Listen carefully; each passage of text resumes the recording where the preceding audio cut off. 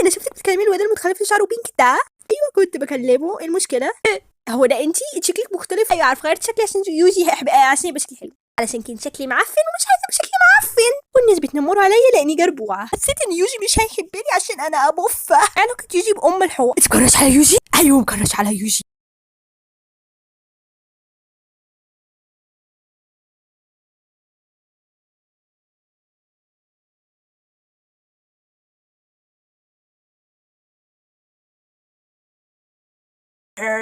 الغي الاوبر بتاع ميجومي وهاته هنا حالا، محتاجينه قوي.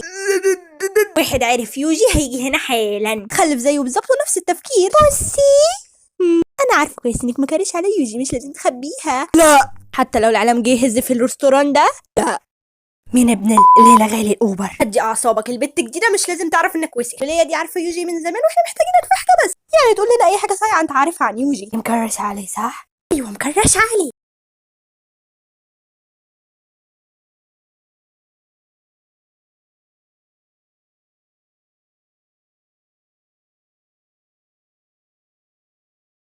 الاول يوجي صايع ومش مظبوط عارفين، واكل صباع سكن كمان اللي مخليه متخلف اكتر. واسع حاجه عنده هي الصوره العجيبه اللي عنده في الاوضه. للاسف من كلامه البنت دي جينيفر لورنس كريستو الوحيده، ما عندكيش فرصه.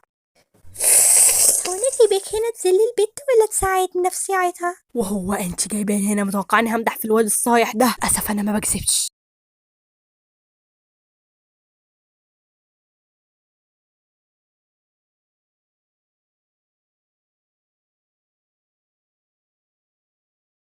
طب هو انا شبه جينيفر لورنس ولو شويه حتى يا جماعه؟ الصراحه لا، بس هقول لك عشان ما تزعليش.